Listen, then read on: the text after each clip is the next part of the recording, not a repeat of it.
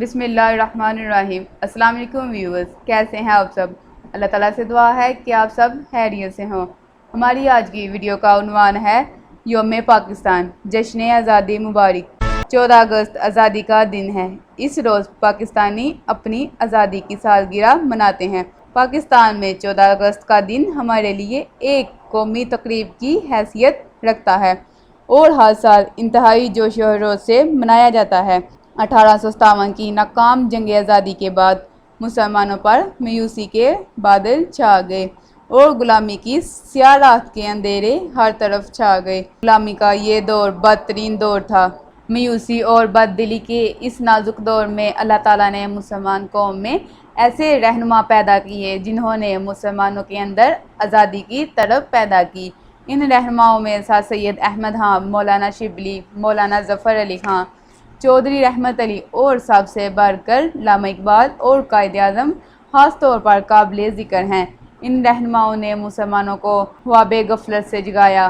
اگر آپ چینل پر نئے ہیں تو چینل کو سبسکرائب کریں اور بیل آئیکن کو پریس کریں تاکہ ہماری آنے والی ہر ویڈیو آپ تک پہنچ سکے۔ 1906 میں مسلمانوں نے آل انڈیا مسلم لیگ کے نام سے اپنی ایک سیاسی جماعت قائم کی۔ قائد اعظم کی ولولہ انگیز قیادت میں حصول آزادی کے لیے زبردست تحریک شروع کی۔ علامہ اقبال نے اپنی شاعری کے ذریعے مسلمانوں میں آزادی کی ایک نئی روح پھونک دی اور ان میں آزادی کا جذبہ پیدا کیا۔ علامہ اقبال نے 1930 میں الہ آباد کے مقام پر پاکستان کا تصور پیش کیا۔ 23 مارچ 1940 کو مسلم لیگ کا سالانہ اجلاس لاہور میں قائد اعظم کی صدارت میں منعقد ہوا، جس میں مشہور تاریخی قرارداد پاکستان منظور کی گئی۔ جلد ہی یہ قرارداد تمام مسلمانوں کا متفقہ مطالبہ بن گئی اور وہ 7 سال کے مختصر عرصہ میں اپنے لیے ایک علیحدہ وطن حاصل کرنے میں کامیاب ہو گئے۔ اس طرح 14 اگست 1947 کو پاکستان ایک عظیم ترین اسلامی مملکت کی صورت میں ظہور پذیر ہوا۔ قیام پاکستان کا مقصد یہ تھا کہ مسلمان اپنے دین اسلام اور قومی وجود کا تحفظ کر سکیں۔ پاکستان مسلمانوں کا ایک مضبوط قلعہ ہے۔ اس کے تحفظ کے لیے جدوجہد کرنا ہر پاکستان کا قومی، اخلاقی اور دینی فریضہ ہے۔